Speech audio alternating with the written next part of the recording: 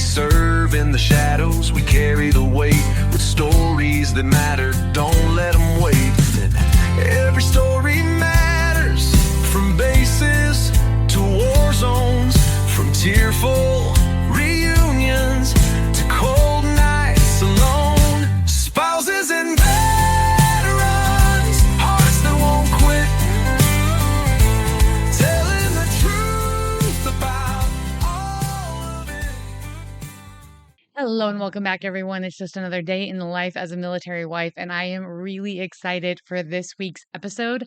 Laura from the Holiday Christmas Card Challenge for the military is going to be with us today, talking about how she spreads cheer to service members and veterans by collecting Christmas cards all year. So let's dig into the episode. I am your host, Sam Wolf, and you're listening to Life of a Military Wife. I'm really excited to have Laura with me today. She works to provide cards for the military. I'm going to let her explain who she is and what she does a little bit better because I'm sure she can do a great job at it. Well, thank you so much for having me, Sam. This is a real treat. I'm here in New Hampshire. You're in the Wild West, and I think this is like a great pairing up because you are a military wife and a military family, and I founded a nonprofit that sends holiday cards a couple times a year to our deployed military, our veterans, and our military families. And it started as a family tradition 3 years ago when my own kids were little. And my husband and I wanted our children to know how fortunate we were that all the chairs at our Thanksgiving table were filled. And while I'm sure those empty chairs at other tables, it's bittersweet because they may be deployed, or they may be in a veteran care center, or tragically in a Gold Star family. But I know they're also proud of the work that, as you probably are, of your own family, but missing them. So that's how it started. It was a ticket for turkey. Everyone had to write if they wanted to eat turkey. And it has gone on a surreal journey since then. I love that. That's really, and see, that is a really wonderful example of how, as parents, we can try to make the holidays more meaningful. I personally love that Veterans Day is just a few weeks before Thanksgiving because there's a little cartoon I like to post on social media that it's Veterans Day is when we thank those who fought for our freedom. And Thanksgiving is when we give thanks for that freedom. And so I really feel like those two holidays can pair well together. And it's true. I there's another one that I like to put up, and it's of a family at Thanksgiving dinner, and the dad's seat has a picture because Oh he's not boy. there, he's away. Yeah. And we've experienced that in our family. My husband has been gone for one Christmas, at least one Thanksgiving. He's been gone for our anniversary multiple times. One of our poor sons, Daddy, has been gone for more than half of his birthdays. And so we've really experienced that ourselves. And especially the Christmas when my husband was gone, wonderful, all of the amazing nonprofit organizations that sent things. He's a very proactive person. And so he went and researched organizations and then he let them know about all of the soldiers he was with because he got in charge of the mail. He was the sergeant in charge of the mail. So he knew who wasn't getting letters and packages. And he would then make sure those soldiers got letters and packages from these nonprofits. They'd send them to him and he'd distribute them out to anyone who wasn't getting stuff. And there are a lot of great organizations, but I do this kind of podcast every year. And I just don't want to hit on the same organizations every time. I'm grateful for Operation Homefront, who sent stuff to my husband. I'm grateful for, and they actually sent me stuff when he was deployed. I'm grateful for the USO. I'm grateful for a lot of these other organizations, Trees for Troops that FedEx does. I've talked about all of them before, but I hadn't heard of yours. And so when I saw your Facebook post, I thought that was absolutely perfect timing and just had to reach out and get a hold of you and find out how you started this and what you were doing.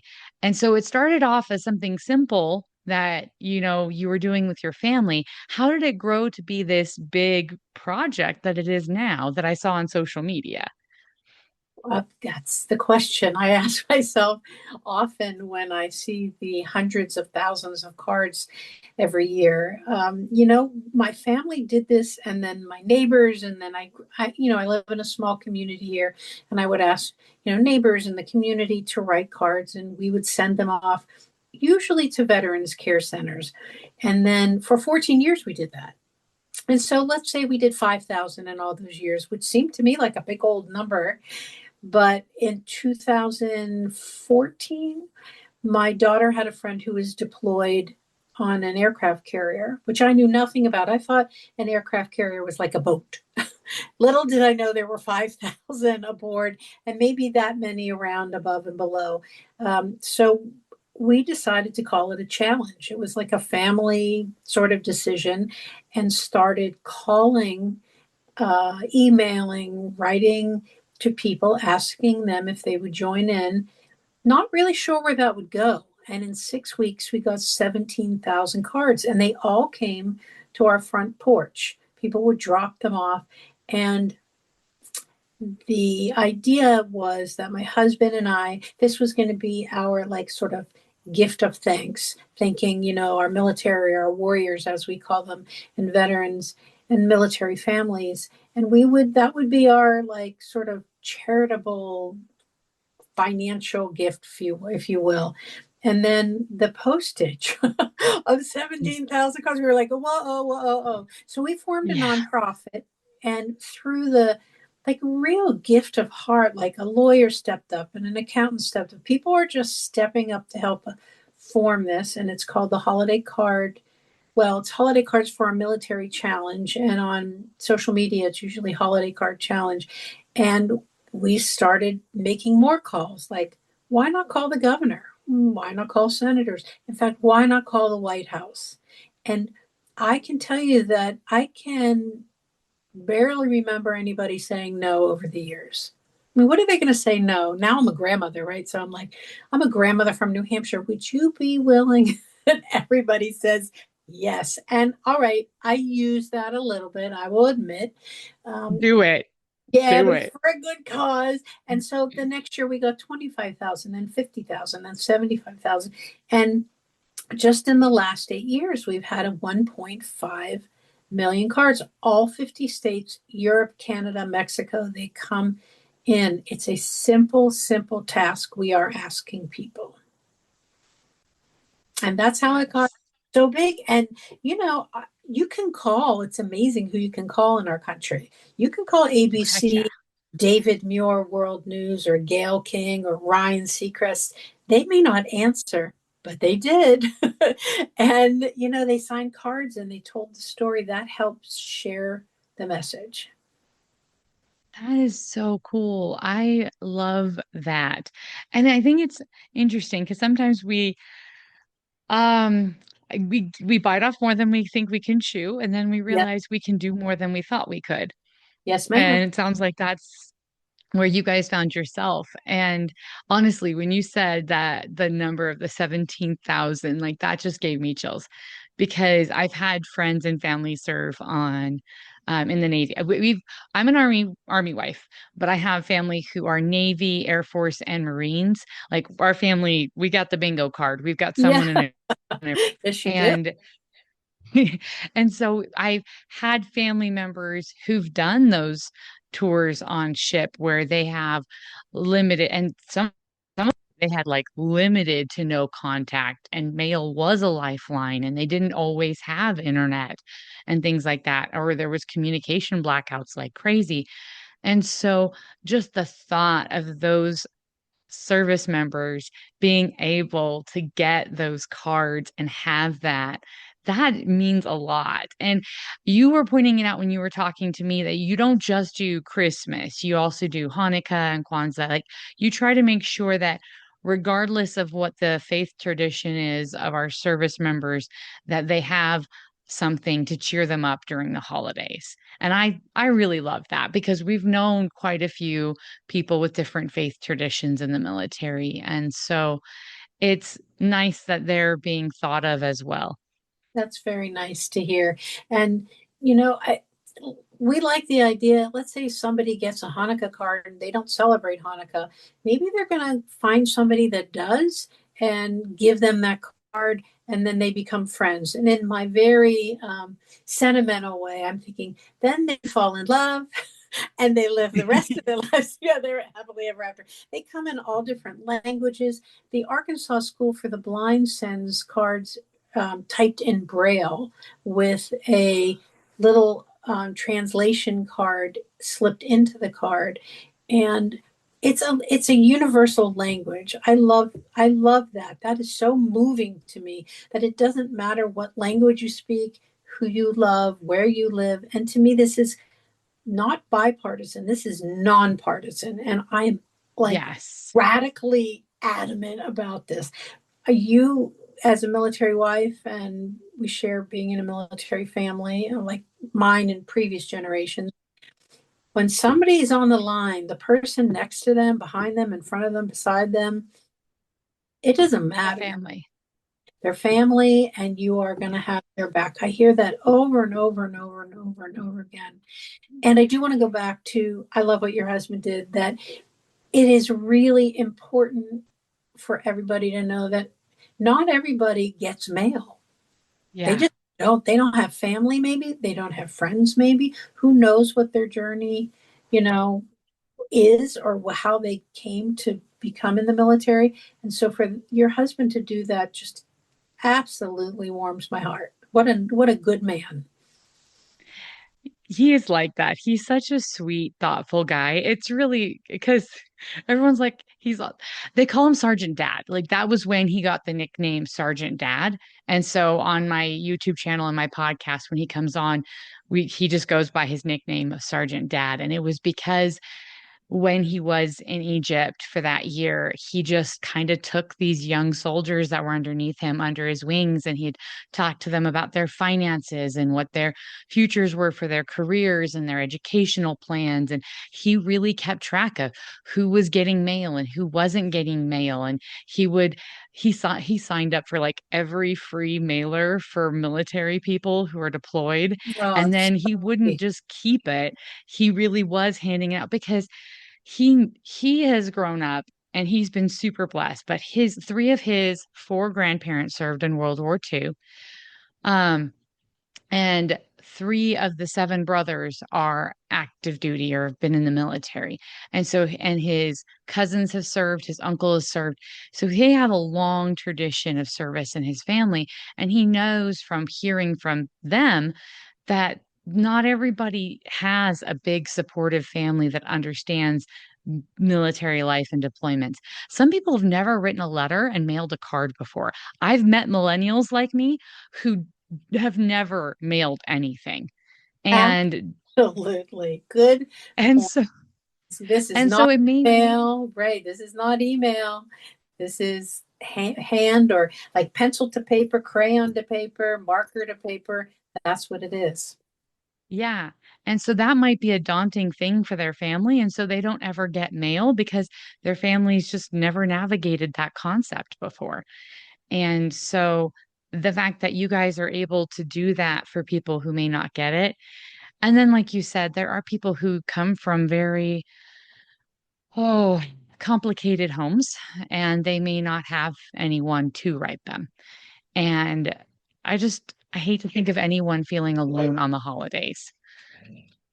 Yes. So, we proofread, and what you just said, I will give you the perfect card for this perfect example, written by a little girl who was 8 at the time and is now 16. It speaks to exactly what you're saying. She wrote, because we proofread every single card. Every single card gets proofed. That's a lot of cards with a lot of volunteers. But she wrote, "Dear Warrior, which is how we address them. I am very lonely. Are you lonely? But when somebody loves me, I feel better. How about if I love you? Happy holidays. Oh, I love Ashley. She was 8 years old. And this little girl, she was not from a military family because I talked to her mom after I found out who she was. And she was local. But, she had been to a sleepover and she was lonely. And she had been to summer camp and she felt lonely, or she just felt lonely sometimes during the day. And she knew that when somebody made an effort to love her and care for her, she felt better. So she wanted to offer that to a complete stranger. And she did. And I always wondered who got that card. well, maybe we'll find out. Maybe someone will hear and they'll send me a message and say, "Hey, I got that card." Maybe I got a great story for you on how Okay. um, I love the idea of, people going on a journey that they may not even expect. Maybe you didn't know back in the day that you were going to have a podcast, and I certainly didn't know I was going to be doing this. So I needed help because it takes a village. I'm big into the it takes a village. So when I Oh, yeah. had the incredible opportunity in Washington, D.C. to visit our senators, I asked them for some help getting addresses. And so they sent me Hmm. to the military offices in the Senate building. And I wandered around getting addresses. You can walk in and go, "Hi, I'm Laura. I'm from New Hampshire," and did that thing. And some gave addresses and some looked at me like I was a little funny. Like, how did you get in here? But it was all good. So I was in the Air Force office and a woman, as I want to say, like right out of a storybook, a little cute little old gray-haired lady, tiny with like just sweet as could be, whispered at me and she said, like, "Hey, come here." And she said, "I overheard you saying you need some addresses. I can give you a number of someone who might be able to help." And she wrote down the last name and a number. It was Johnson. And I took it and, put it in my pocket. And then when I got home, I thought, what the heck? So I called and somebody picked up the phone and really barked, "Johnson." Like it was like serious business. And I was like, "Uh-oh." And I started my story. He started barking questions at me. And then he said, "Wait, you're legit, aren't you?" He goes, "I want to help you. I was in charge of sorting mail at a base, and I know the impact, kind of like your husband, and I want to help you." And he said, "And by the way, do you know where you're calling?" And I said, "No, sir, I do not." He said, "You're calling the Pentagon, the Central Command." And I didn't even know, like, how do you respond to that? So this was 8 years ago. We've become great family friends, almost like family, really. And he's my partner in this, and his family's our family, and it's incredible. We never have been able to find that woman. He called the Air Force office where I was, and they said, "We don't know who that is." So what does that mean? Like, she gave me an alias, or I don't even know, but it was one of those meant to be stories where you can go on a journey. Someone can say no, somebody can say yes, but if you start to reach out to people, they'll respond in some way and you learn. And I learned a lot. And I got to visit the Pentagon too, which is awfully cool. That is super cool. Yeah. Oh So it's my a gosh, that's story. an Yeah. amazing story. I know. And you're just like, who was that little old lady? Sometimes you're like, was that some secret angel?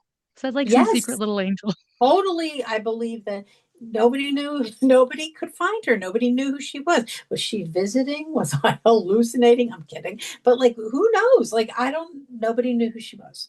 And maybe she was somebody's mother visiting. And just, but Maybe he didn't know her and he didn't know how she knew his who he number, was.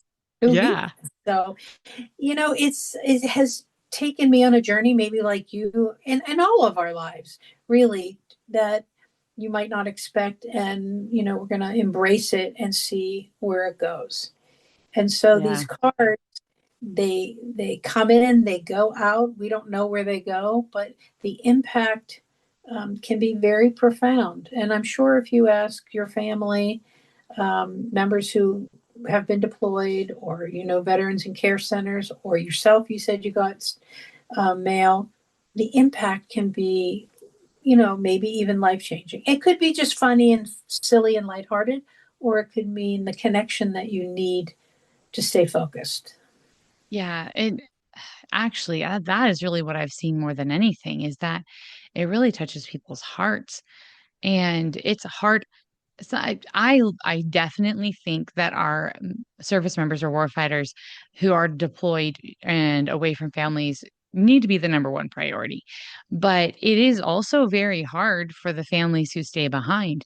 And we were super blessed the Christmas my husband was gone that we we were struggling financially and I wasn't sure how I was Sure. going to pay for Christmas. And we had tried to sign up for help in our community, but we didn't make the cut. They had too many applications.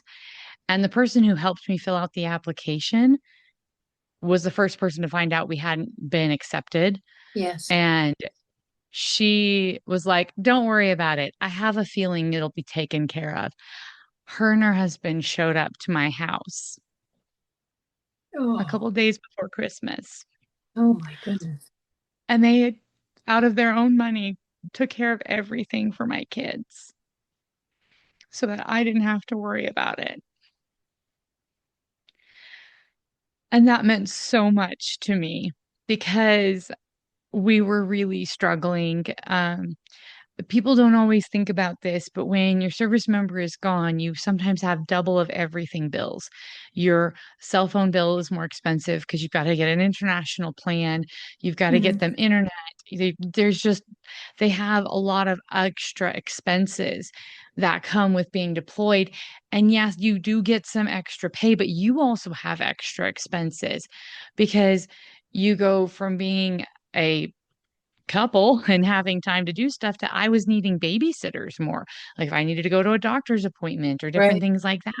And so there's just a lot of added expense to when your service member is your warfighter is gone that it meant so much because lower enlisted families tend to be the ones with young kids and they get paid less. And so it really impacts them. And so being thought of as the military spouse left behind with three little kids, it meant the world to me because I didn't need anything for Christmas. I just didn't want them because we couldn't even afford to go home to see family. So we were Right. going to be literally all by ourselves. And I had tried to set up things with other families and other stuff, and everything had fallen through. And so the fact that we actually had something and somewhere to go because of loving neighbors who checked in on us meant so much. And so these cards, if they get sent to military families, they mean a lot too. The other thing I do that I may have spoken to you about, but I don't know if I did, is I work with veterans now as well. I've got veterans in my family who are medically retired or just normal retired. And I was semi raised by my great uncle who was a veteran. And I started working with them to help record their military experience and preserve it for their families. And getting to talk to them, getting to see, and so many of them are like, "Oh, what I did didn't matter. Like I didn't make a difference. Nobody cares that I served." Because especially for a lot of our Vietnam veterans, they don't feel like anyone cares that they served. And when I express interest and no, I do care, I do want to hear your story. All of them have a story worth sharing. All of them experienced things that are important to remember and record. And that blows their mind that somebody cares. And so I can only imagine how happy it must make those those veterans feel when they get those cards because especially our Vietnam veterans did not get told thank you and did not get told thank you enough if they got told at all. And so getting a card for Christmas because somebody appreciates their sacrifice, that has to be world changing for them. I, So I, thank I you for doing yeah, that too. yeah, thank you. I can't underscore, is that the right or overscore? I can't underscore how important it is. I completely agree with you about reaching out to our veterans. They are, um, there are many young veterans, but there are many older veterans. There's the World War II veterans are, there are not that many of them left, although one of my best friends here is 96 years old, Mr. Bob. He's a World War II veteran, and we meet every Wednesday for breakfast with the other veterans. And the Vietnam veterans who I learned to say welcome home if you ever see someone wearing a Vietnam Yeah. War hat. But that they really tell these stories of getting mail they remember, and if they got it at all. One Vietnam War veteran told me that he had never left New Hampshire his entire 18 years of life, got drafted, and found himself in the middle of a completely different world and was so scared. And he got a letter, he put it in his pocket, and he said if he ever got out of there alive, which he did, he would put it on the wall of his home. And he has it on the wall of his home now, every day, right smack in the middle of his living room. So we do send cards to veterans, and our volunteers like to even step it up more. We go to the veterans' homes. We go to Boston to serve meals at the veterans centers. We're trying to do even more of that because there's a lot of veterans around in New Hampshire. There are 85,000 veterans in our little state. So there's lots to do for these men and women, and they need our care too. So yes, the cards go out, and that's why Warrior works, because it's for all of them. It is for all of them. Yeah. For sure. Yeah. And that makes sense why you chose that wording, because it's that way you don't have to try to sort them into two piles for veterans and current. You can just send them to whoever. And that makes a lot of logistical sense too. I'm Oh my gosh, I'm so excited I met you because like as we're talking, I'm like, oh, I need to tell this. I'm thinking of more people I need to tell about what you do. And our congregation is about to have, so this is my plug for all of my listeners here. I don't want this just to be a passive thing where you're hearing this story and you're like, oh, that's wonderful. I want you guys to get involved. We're going to have links to Laura's organization so that you can contribute cards, or if you know of military units, military families, or veteran centers, that would be good to receive cards so you can contact her and let them know about that. That way we can continue to spread the love for as far as possible. But our congregation is going to be having a fall festival coming up, and I am going to be getting cards. And you also talked about pictures sometimes that kids can color and stuff. Yes, I'm yes. I'm going to be getting a bunch of those and bringing them to my congregation's fall festival so that everyone can help fill those out. And then I'm going to be sending them to you guys. I love Um, that. I love that. I want people to know that it doesn't have to be fancy. We no envelopes. In fact, we ask no envelopes be sent because they don't have the capacity often the bases to dispose of them. And it really can be a piece of paper folded in half. And it can be a crayon, a marker, a pencil. And we ask, the guidelines really are simple. Dear warrior, right? That's a protector. Some sort of holiday message, anything. I say a prayer for you. I'm going to mosque. I'm going to church. I'm going to synagogue. I'm going to temple. I'm going to go into the woods and think about nature. Some note of gratitude. And then the most important part, and I'm sure your listeners who are in the military as well, and military families know that the personal part of this, the hometown news, my favorite part of the holiday is my sister bit me once and I didn't like it, so I wouldn't give her a cookie. Something like Ashley's very profound note. Whatever it is, draw a picture, a poem, and nothing political. I'm going to say that up front, nothing political. And then you're going to sign your first name only and city and state. So it is as simple as a piece of paper folded in half. And on our website, it's a big long website name, Military Holiday Card Challenge, militaryholidaycardchallenge.com. There's a section that says how to send, and it outlines what to do to make it easy and fun. Good. Thank you. Because I plan on trying to do that. We're going to, sorry, with our congregation. And I really hope other people get involved too. But especially the military families, that are listening, if you know of, because we've had deployments regularly to the Middle East and Iraq for ages now, for decades, but those are no longer a common thing, and we don't have common addresses for deployments. Deployments Sending stuff to deployment addresses that you used to have may not work anymore. And as current military families, we may know about troops deployed or to other parts of the Middle East, or we're even having more deployments to Korea, and they're actual deployments, not TDYs. So if you are aware of any of those addresses or updated information that you can send so that we can get this mail to those service members, that would be greatly appreciated, I'm sure, by Laura, because we want to keep those things as up to date as possible. We Do you do. have any Can I contact just say with? one more thing though?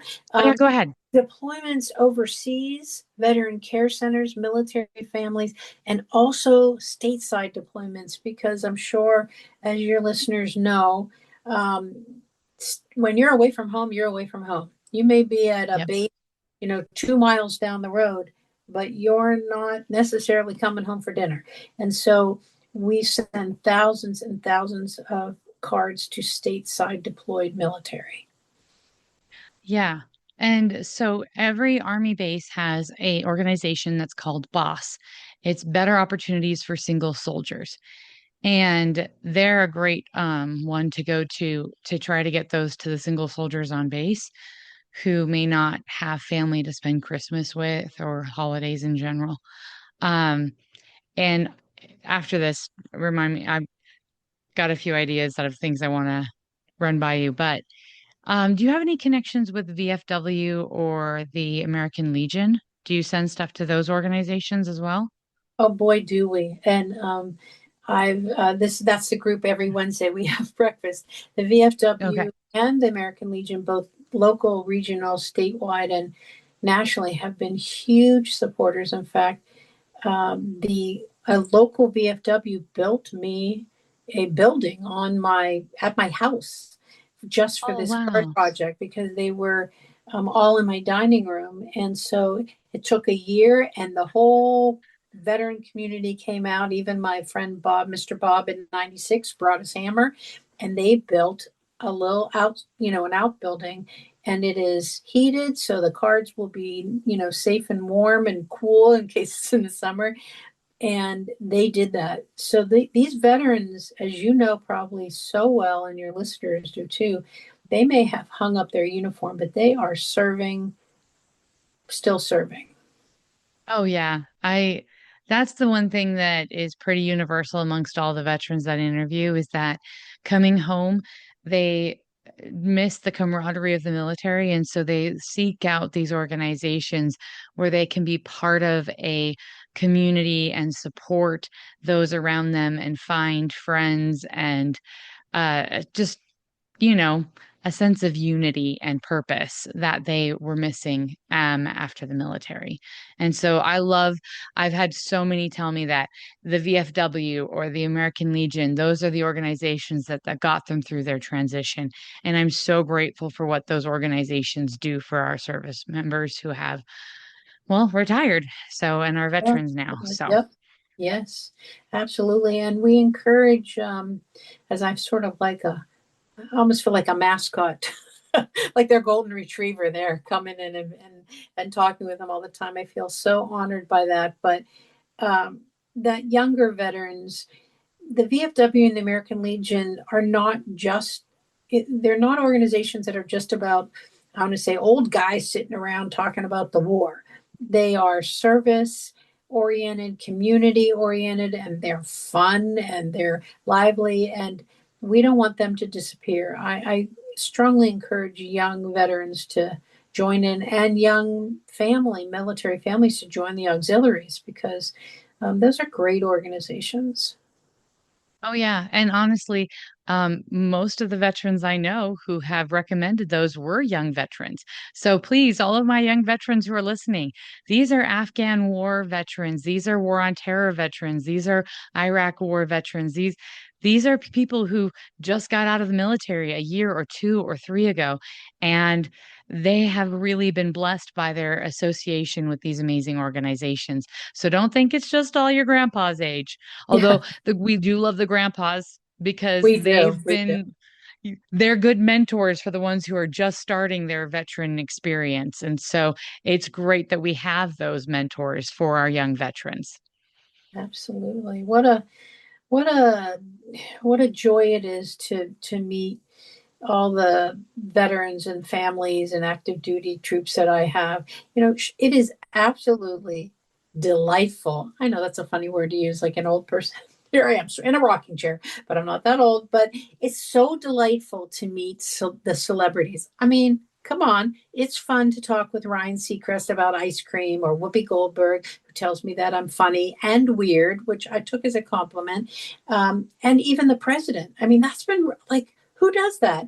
But I'll tell you, as glittery and sparkly as that all is, the real stars, the real celebrities, and I say this from the bottom of my heart, are the veterans, the troops, and the families. Those are those are the hearts and the heartbeat of Mhm. this project. Oh yeah. And that's why I do what I do. So you have asked why I started my podcast. Just quick recap. Yeah. I was working in my military congregation with young military spouses, and I kept getting the same questions over and over again. And I was like, I wish there was just a resource I could send them to. And then I'm like, wait, why don't I make one? And so I started the podcast. And initially, a lot of the initial episodes are how to navigate deers and how to use the Red Cross and can the USO provide and those basics. And then it slowly morphed into sharing the stories of the military families I was meeting and getting to know, and what they were doing to support each other and what they were doing to um, provide for their families, the different side hustles that these amazing military spouses come up with so that they can still be there for their families and move wherever the military calls them to move, but at the same time still have something that's meaningful in their life. Or veterans, their projects that they come up with after they get out of the military. Had a great opportunity to interview a military veteran who saw the need for assisting veterans with VA loans, and he's made a whole organization that does that. And so it's a veteran helping veterans find homes. And I love finding these stories and being able to share them and build this community of, whether you're a military family or not, um, share our experiences, our life, because our the military culture is slightly different than the average American culture. We have our own acronyms and lingo and stuff, but we get to see different parts of the world and experience different things. And so we do have stuff to share. And getting to share their stories. Amazing military spouse I got to interview.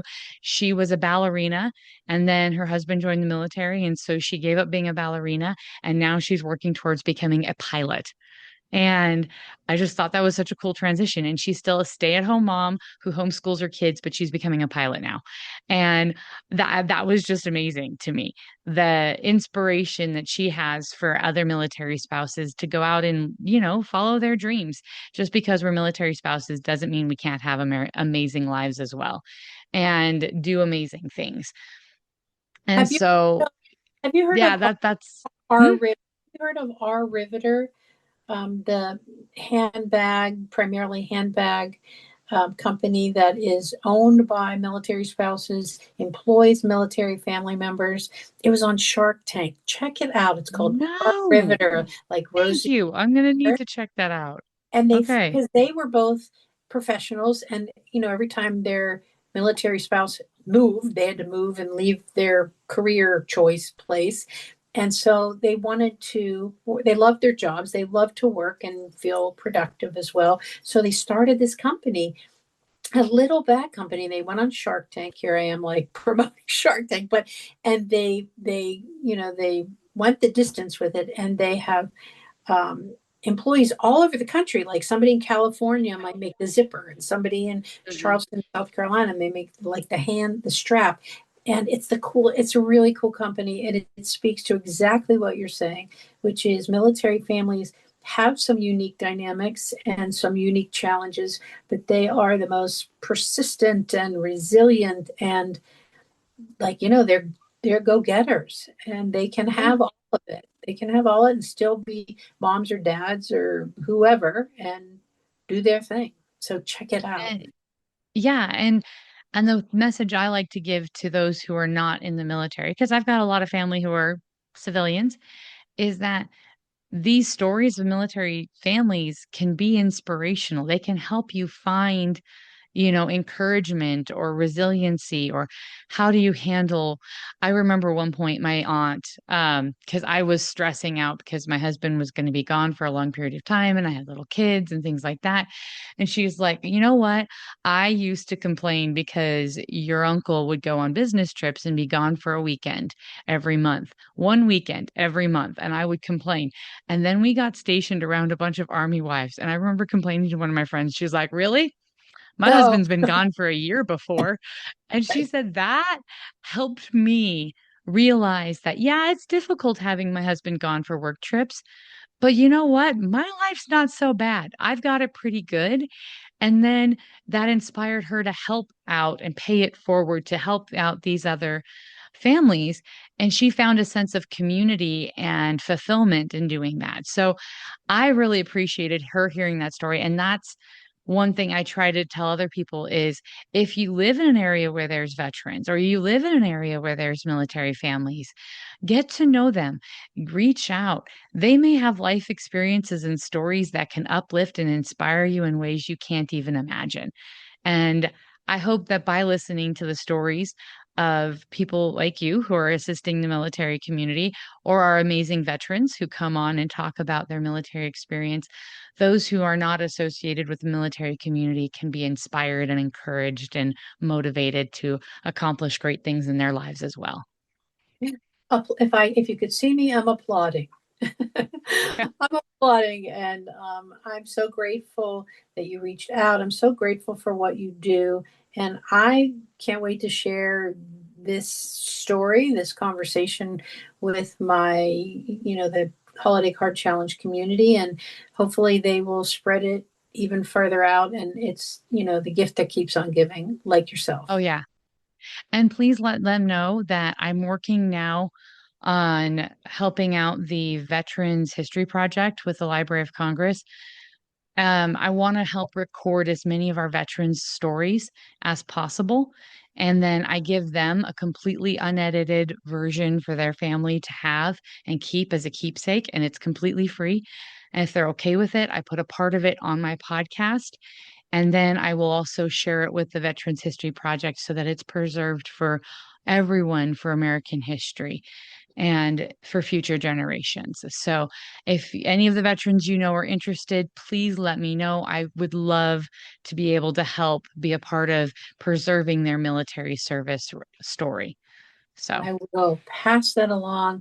And that is a gift that will, like I said, it'll be a gift that keeps on giving. It will be an American history lesson that people can continue to learn from for years to come.